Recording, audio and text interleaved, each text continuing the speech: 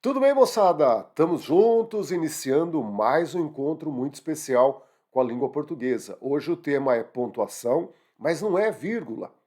Sempre que a pontuação aparece, a vírgula é grande protagonista. Ninguém duvide disso.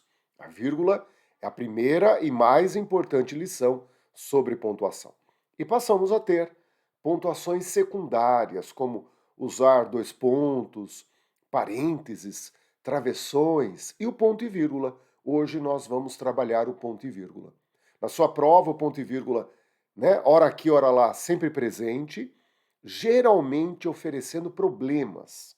Se você não tiver a concepção do uso do ponto e vírgula, dá-se a impressão de uma pontuação subjetiva, de uma pontuação que não é o ponto final e não é a vírgula, está no meio, ponto e vírgula, mas não é uma concepção pessoal, não é aquilo que você diz, hoje eu não quero usar o ponto final, também não quero usar vírgula, vou usar o ponto e vírgula, não.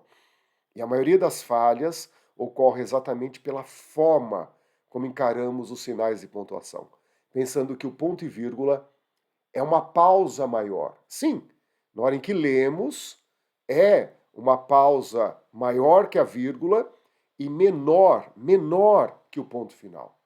Na hora de consumir o texto, em um momento em que você lê o texto em voz alta, o ponto e vírgula realmente em relação, né, a esse movimento respiratório é uma pausa intermediária entre a vírgula e o ponto final, realmente intermediária. Mas na hora de usá-la, na hora do ato de produzir o texto, de escrever o ponto e vírgula, não há relação com pausa.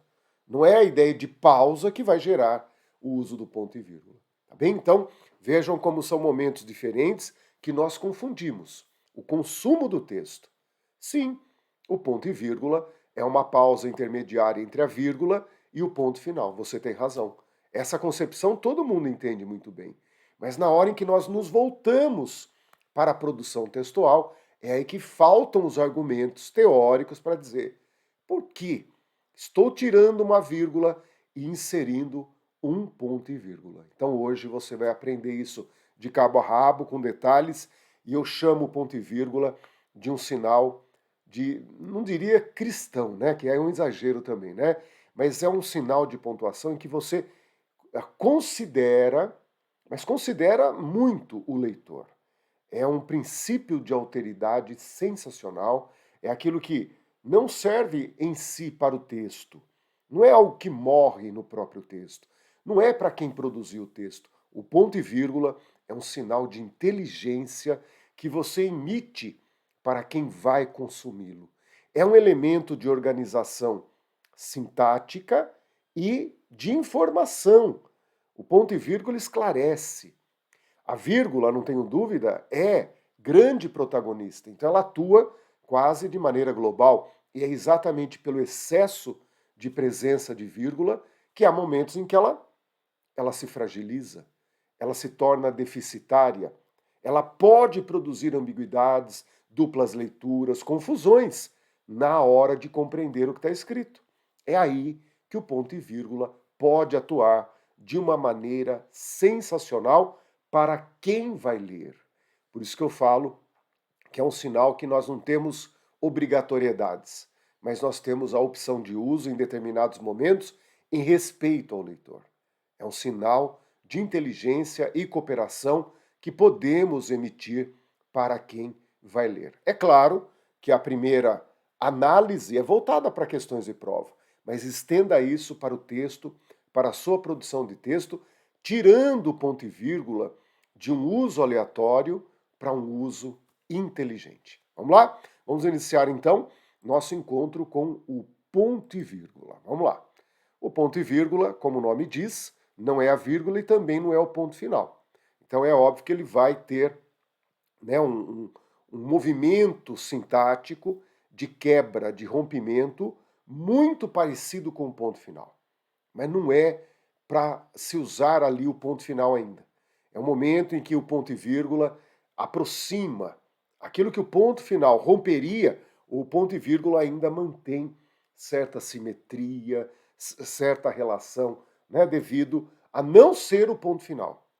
Vejam como o ponto e vírgula vai entrar no lugar da vírgula de uma maneira esclarecedora, tá bem? Muitas vezes poderíamos até usar o ponto final, mas seria uma pontuação, na maioria das vezes, excessiva, exagerada, né? Mas ele se aproxima muito do ponto final, bem como se aproxima muito da vírgula também. Então ele é estratégico, nós usamos porque nós sabemos que ele dará mais segurança, dará mais precisão na leitura. Isso é muito importante entender de cara, né? Ah, professor, caberia uma vírgula? Caberia. Ah, professor, nesse aqui caberia o ponto final? Caberia. Mas vejam como esses dois outros sinais seriam não precisamente o que o ponto e vírgula conseguiria. Por isso que ele vai ter o seu nicho de atuação. Tá bem? Vamos lá, vamos entender o que é isso? Primeiro, o ponto e vírgula separa termos ou orações cujo sentido seja independente. Tá aí o pulo do gato, hein, gente? Ok? Quando eu passo pelo ponto e vírgula, eu tenho que entender que o que veio antes tem sentido completo, o que vem depois também terá seu sentido completo. Ou seja, há uma independência semântica dos trechos em que o ponto e vírgula, né, se coloca entre si.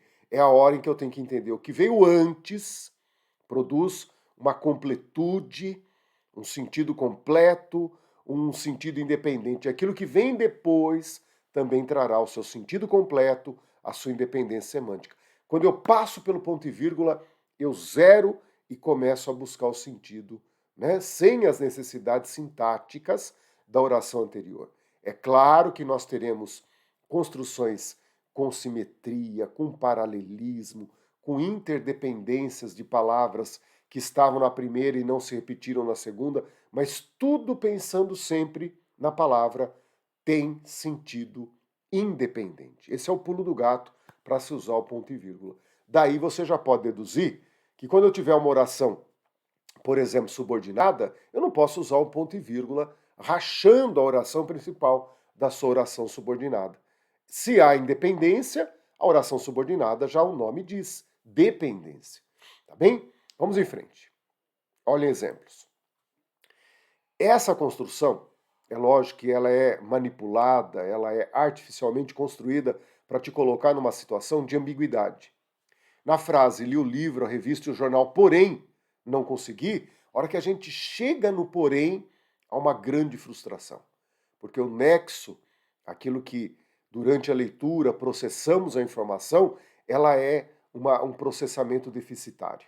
É um nexo que não se produziu. Nós nos perdemos no sentido, e daí numa releitura, por um esforço de cooperação, você leitor fala lá, eu acho que eu li mal. Daí a gente volta para ler e percebe que o texto poderia ter mais clareza.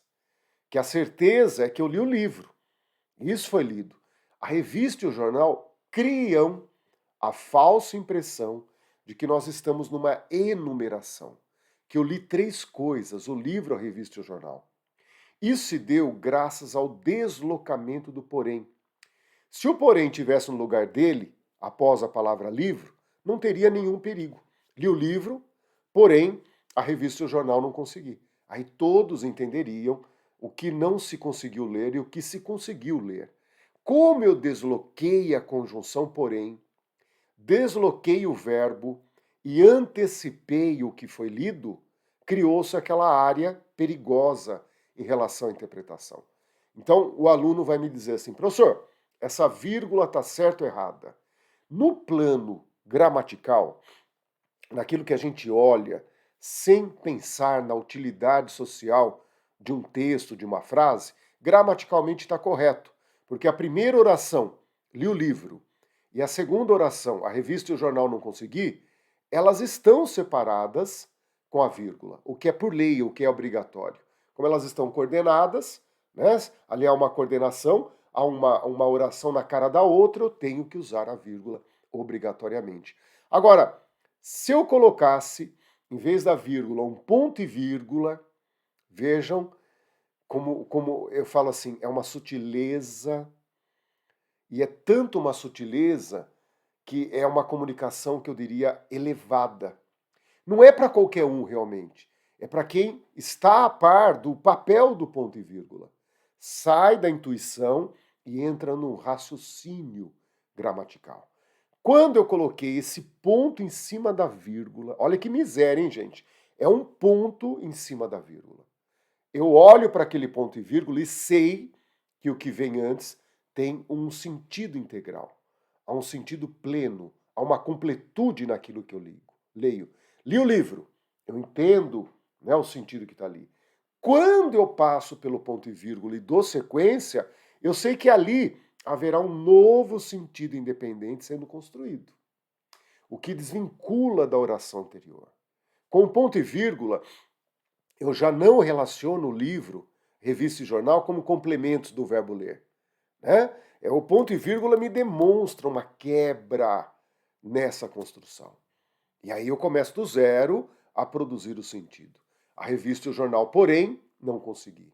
Então eu não consegui ler a revista e o jornal. Há uma quebra sintática graças à presença do ponto e vírgula. Por isso que eu já vou dizer de cara para vocês que quando a gente tem regras como usar ponto e vírgula nas enumerações, depende. Seria uma pontuação excessivamente pesada se eu colocasse ponto e vírgula numa frase como essa: comi arroz, feijão, carne, batata e salada. Se eu separasse esses itens com ponto e vírgula, seria sobrecarregar a pontuação. É aquilo que me leva a pensar, se uma vírgula dá conta, por que eu vou exceder usando o ponto e vírgula?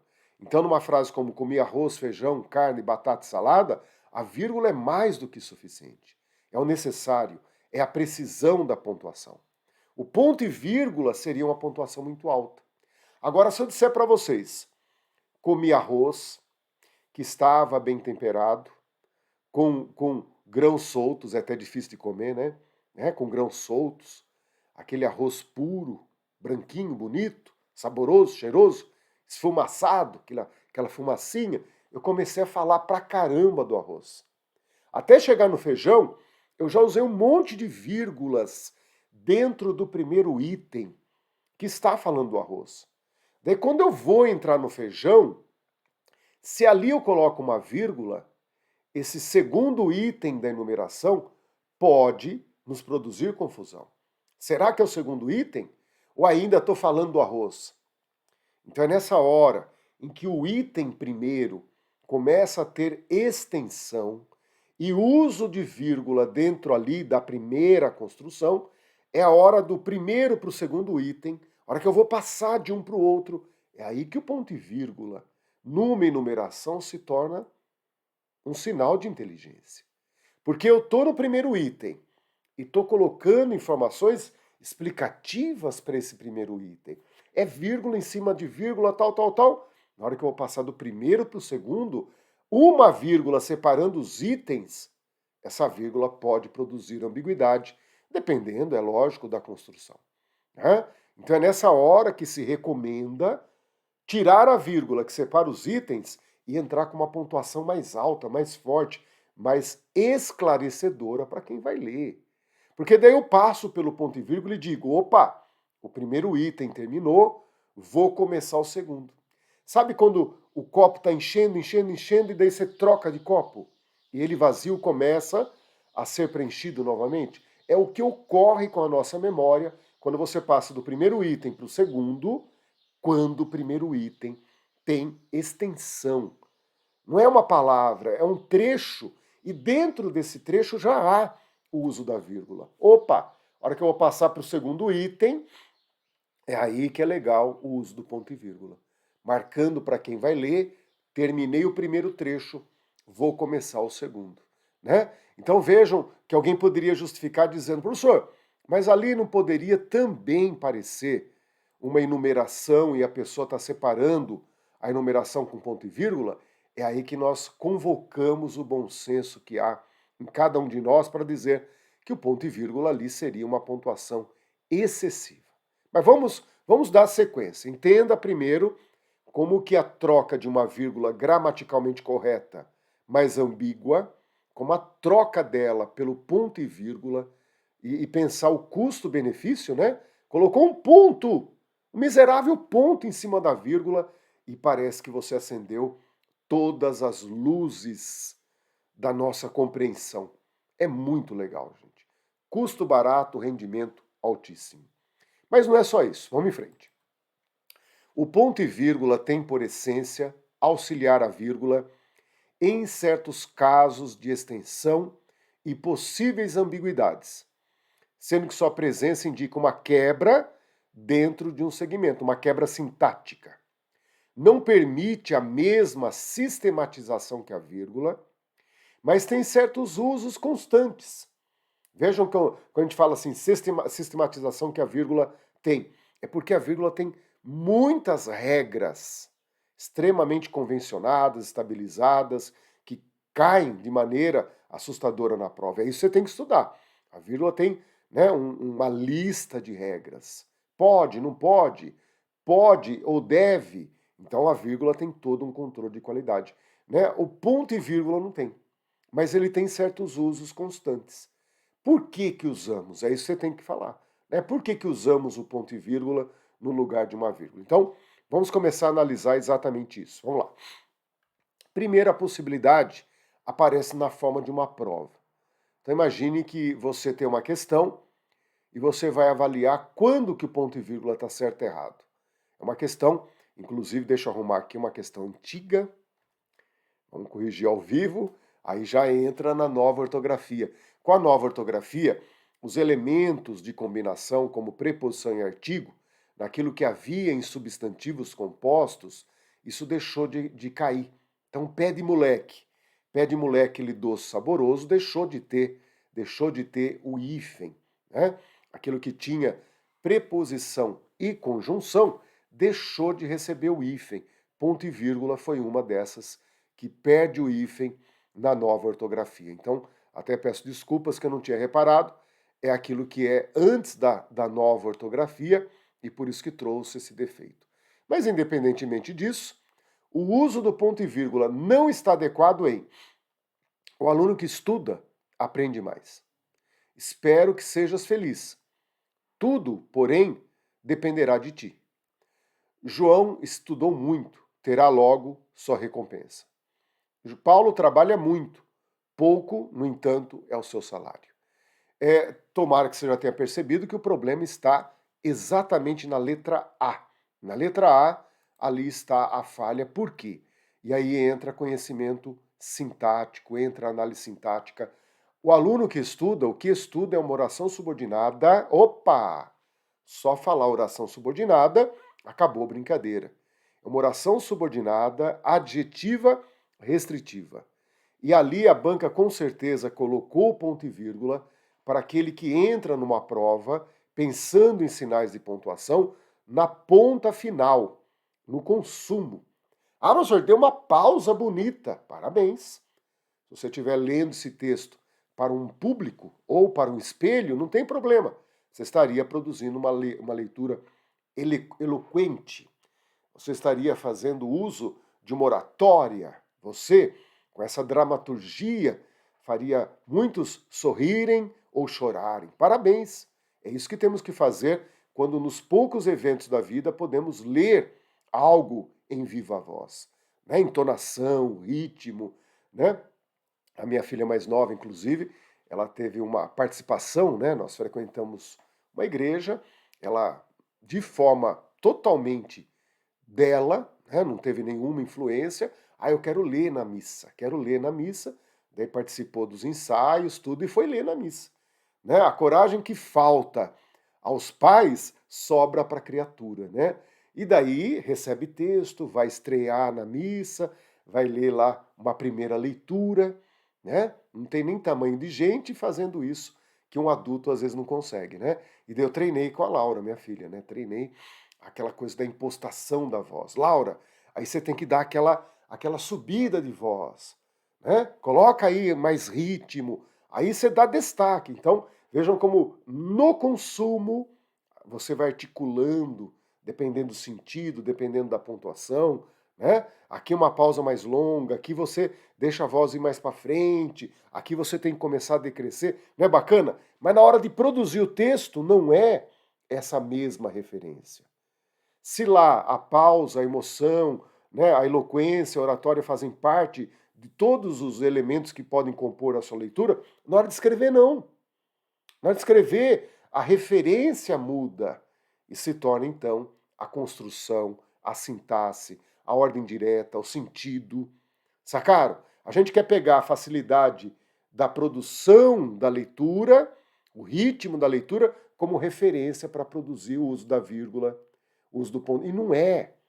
Então a ideia de pausa na pontuação é criminosa quando nós olhamos para a produção do texto. Na hora de consumir, se você quiser rolar no chão, ler o texto plantando bananeira, tá livre.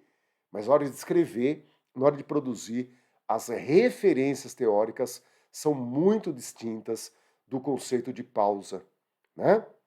Então vejam que ali, por que, professor, não posso usar esse ponto e vírgula? Pô, a oração principal tá ali, ó, no começo e no fim. O aluno aprende mais.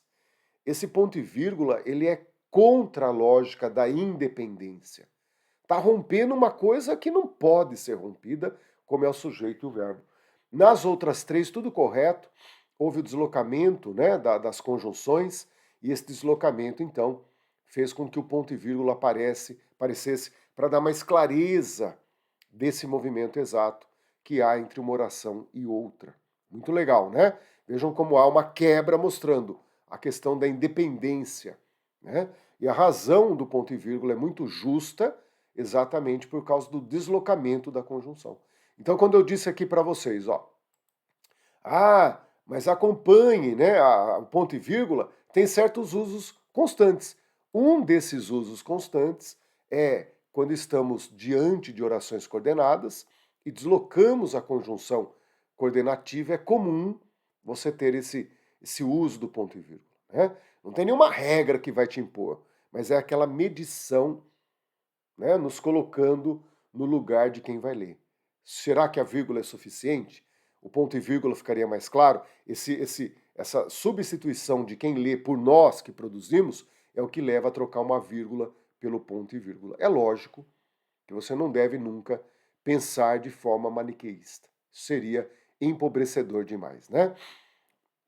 O ponto e vírgula separa orações coordenadas longas ou as que possuem uma simetria e necessitam de uma sinalização maior que a vírgula, mas menor que o ponto final.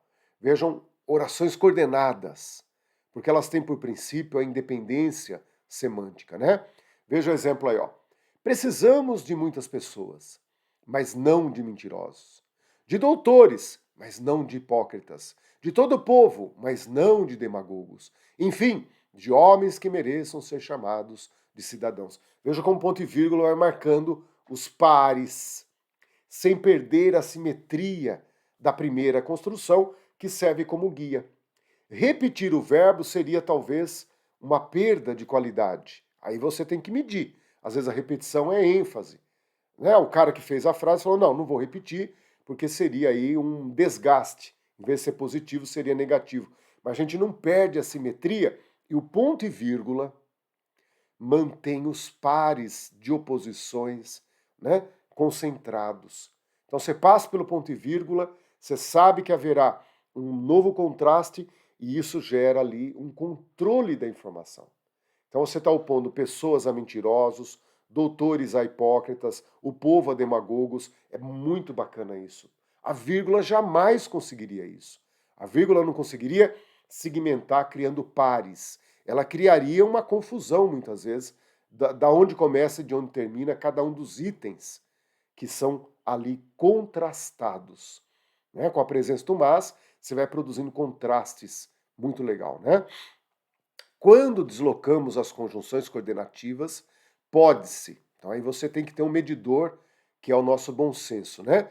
Pode-se criar um terreno fértil para ambiguidades, algo que é superado com a presença do ponto e vírgula no lugar da vírgula. É aí que você tem que medir se haverá validade ou não do uso do ponto e vírgula. Veja um exemplo com ambiguidade.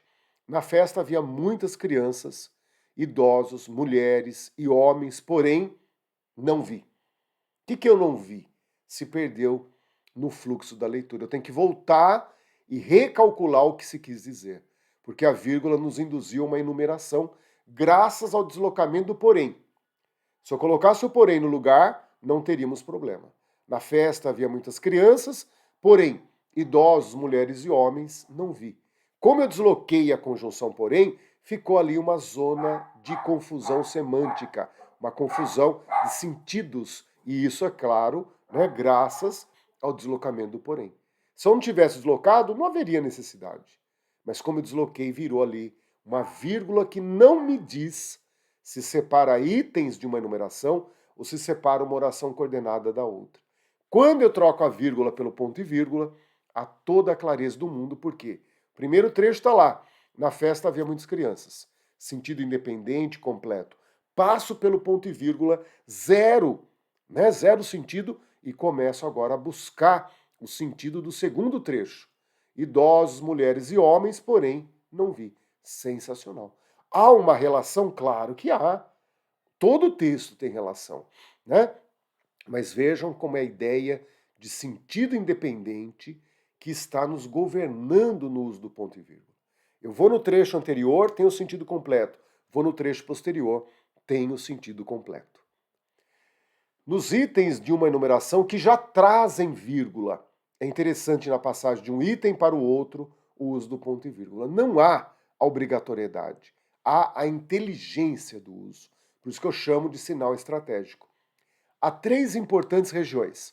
A brasileira, pois conseguiu bater o recorde de produção no ano passado. A mexicana, por investir ano a ano em pesquisa e tecnologia. E a africana, que pode se transformar em um centro importador de produtos. Perfeita, é assim que tem que ser feita.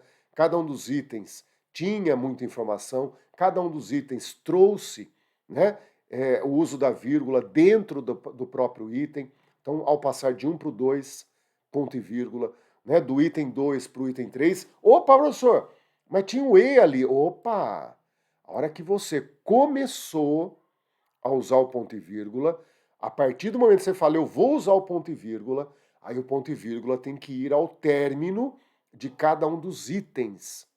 Porque se eu uso o ponto e vírgula e depois volto a usar a vírgula, eu crio uma grande confusão para quem está lendo. Então, a partir do momento que eu escolho o ponto e vírgula tem que ser o sinal que vai marcando o fim de cada um dos itens, inclusive a passagem do penúltimo para o último, inclusive com a presença do E. Professor, tem o E ali, não tem problema. Se você começou a usar o ponto e vírgula segue sendo usado, inclusive, no último item introduzido com E. Para que não crie confusão, gente. Será que esse está ainda falando do penúltimo item ou já estamos entrando no último item? É que aí ficou muito demarcada a região. Mas quando nós enumeramos, nem sempre é assim. Então, o E seria o quê? A parte do penúltimo item, ou estou entrando no último item? Com o ponto e vírgula, você avisa, ó, está entrando no último item. Tá bem? Vamos fazer uma questãozinha que demonstra, olha que bacana, né? A hora que você lê a teoria e essa teoria vai para uma questão. As adaptações das provas, feitas conforme a deficiência apresentada, sensorial, visual ou auditiva e física, compreendem prova em braille, ponto e vírgula. Isso é um sinal, né? Quem anda no trânsito sabe das placas, semáforos, né? Tudo isso produz no chão, às vezes um guarda sinalizando, tudo é sinal. Quando eu passo por esse sinal, que é o ponto e vírgula, eu falo, opa, vai começar um novo sentido. Então compreende, prova em braille, prova gravada por meio magnético, já sei que a pessoa está enumerando o que compreende as adaptações. Prova em braille, prova gravada por meio magnético, prova com a utilização de computador com editor de texto adequado e devidamente equipado com leitor de voz, fones de ouvidos e mecanismos de segurança para resguardar o conteúdo das respostas, prova lida por ledor habilitado e devidamente autorizado pelo concurso, pela organização do concurso e prova com escrita ampliada para pessoas com baixa visão. As 5 adaptações de prova e o ponto e vírgula me dá isso com toda a clareza do mundo. Além disso, vejam como há itens extensos com uso de vírgula em si. Ao passar de um item em outro, é muito importante usar o ponto e vírgula. Professor, daria para usar o ponto final? Não tem como. Esse é um caso que não caberia o ponto final. E a vírgula viraria, né, uma grande confusão. Vejam que bacana o que a banca nos diz. Ó. O emprego de ponto e vírgula se faz necessário para ligar os elementos da enumeração, visto que um deles também contém elementos enumerados e ligados por vírgula. Né? Se faz necessário? Sim. Vejam que a banca traz isso como uma condição necessária, não é uma escolha. Por quê? Porque haveria enorme risco de ambiguidade. Então, quando um texto chega nesse limite de produzir confusões semânticas, né, ambiguidades, se torna necessário. Né? Prevalece sempre o princípio da cooperação. Ninguém produz um texto para produzir confusão. Então, ali faz necessário para ligar os elementos da numeração, visto que um deles também contém elementos numerados ligados por vírgula. Gente, tem uma lição maravilhosa de como usar o ponto e vírgula dentro das enumerações mais extensas. Né? O ponto e vírgula, em síntese, deve ser usado entre elementos que sejam independentes, com sentido íntegro, sem subordinação. Imagine que é uma quebra sintática muito parecida com a do ponto final. Observe o exemplo. Agiram com rapidez diante do conflito e acalmaram as pessoas, prendendo o suspeito. Professor, por que eu não posso colocar ali o ponto e vírgula? Esse prendendo o suspeito é uma oração subordinada, reduzida de gerúndio. Essas orações reduzidas, elas são sempre dependentes. Eu já corrigi infinitas redações em que a pessoa usa até o ponto final nessas orações reduzidas de gerúndio, tornando uma oração livre. Ela não é livre. Não tem sentido usar uma oração com gerúndio. Ela só tem sentido quando ela se vincula a uma oração principal. Então há uma relação de subordinação? Claro que há. E ali a vírgula, ela é obrigatória. Então nós chegamos num ponto de erro. Usar o ponto e vírgula aí está errado. Porque a oração subsequente não é uma oração livre, independente, completa. É uma oração subordinada, reduzida de gerúndio. Tá bem? Vamos então agora observar uma questão, uma alternativa de questão que trouxe o ponto e vírgula com falha. Por que com falha? Então, mentalize isso. Por que está errado? Depois de chegarem ao Brasil as caravelas, né, depois de as caravelas chegarem ao Brasil, a cultura linguística nativa sofreu grave prejuízo e até hoje não se recuperou. Depois de chegarem ao Brasil as caravelas, é uma oração adverbial, porque tem verbo, né? Uma oração, por quê? Porque tem verbo e traz a ideia de tempo. Então é uma oração subordinada adverbial temporal. Nós vamos chegar lá. Se você não sabe classificar isso, tem que estudar, tem que estar ligado. Isso é muito importante para a tua prova. Esse depois de chegarem é uma ideia de tempo, é uma oração porque tem verbo, e juntando tudo, a gramática nos dá o nome de oração subordinada adverbial temporal. Tá bem? Seria como dizer, né, depois que as caravelas chegaram ao Brasil. Tá bem? Quando as caravelas chegaram ao Brasil. Então ali há uma subordinação. Aí a razão do ponto e vírgula estar completamente errado. Completamente errado. O sistema de período integral implica acabar com o período noturno. Muitos alunos, por sua vez, precisam trabalhar e outra escola pode ficar longe. Enxergue por que está correto aqui, gente. Primeiro, essa oração é uma oração coordenada, uma oração independente. O sistema de período integral implica acabar com o período noturno. Eu vou ali e sei que ali tem um sentido completo e tem. Quando eu entrar no trecho posterior, eu vou em busca do sentido completo que tem que estar ali. Muitos alunos, por sua vez, precisam trabalhar. Coordenada, sentido completo. E por fim, a última oração, outra escola pode ficar longe. Professor, por que usou a vírgula antes do e? Porque nós temos aí a conjunção e ligando duas orações com sujeitos diferentes. Na primeira, muitos alunos, na segunda, outra escola. Quando eu tenho o e ligando duas orações com sujeitos diferentes, a vírgula é correta, colocada antes do e. Mas estão percebendo como são três orações coordenadas? E a ideia que veio antes, né, tem o seu sentido completo, e as duas orações que vieram depois também têm seu sentido completo. Na prova, esta era uma alternativa 100% correta, uso do ponto e vírgula perfeito. O índice de casos de gripes H1N1 neste ano está preocupando o governo. Eu, leitor, a hora que eu me deparo com isso, eu falo, isso aí tem sentido completo? Tem. A hora que eu entro na segunda oração, eu falo, lá também estará um sentido completo, vou em busca de montar esse sentido completo. Contribuíram para isso o número de doentes infectados e o de óbitos. Perfeito, gente. Duas orações coordenadas, ambas com sentido pleno, completo, independentes, tá bem?